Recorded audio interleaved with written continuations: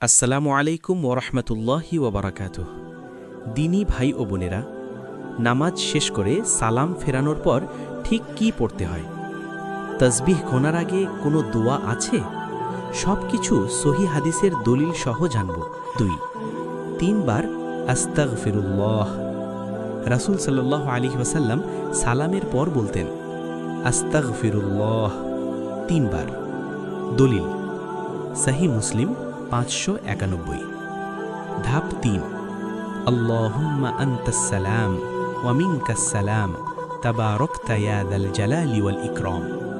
অর্থ, হে আল্লাহ, আপনি শান্তি, আপনার কাছ থেকেই শান্তি। দলিল সহি মুসলিম 591। গুরুত্বপূর্ণ কথা, নামাজের পরে আল্লাহু আকবার একবার বলার নির্দিষ্ট সহি হাদিস নেই সালামের সাথে সাথে। 3 বার আস্তাগফিরুল্লাহ এটাই সহিভাবে প্রমাণিত। এখন তাসবিহ শুরু। দলিল সহি মুসলিম 597। সুবহানাল্লাহ 33 বার, আলহামদুলিল্লাহ 33 বার, আল্লাহু আকবার 33 বার, মোট 99।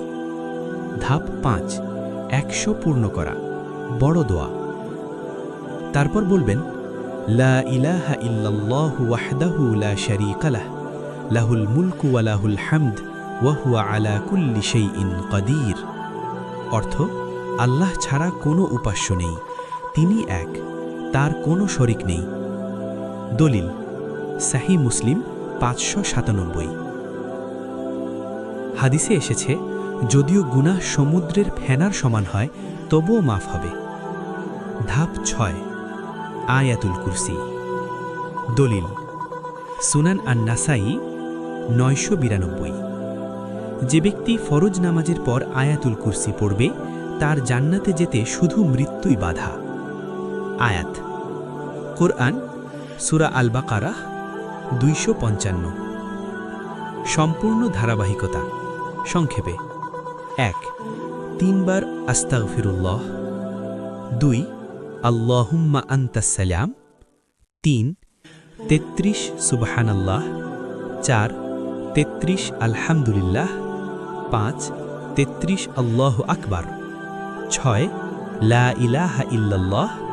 7, আয়াতুল কুরসি। শেষ প্রশ্ন, আপনি কি এই সুন্নাহগুলো নিয়মিত পড়েন? কমেন্টে লিখুন। আর এমন সহি দলিল ভিত্তিক ভিডিও পেতে চ্যানেল ইসলামী লাইফ স্টোরি সাবস্ক্রাইব করুন।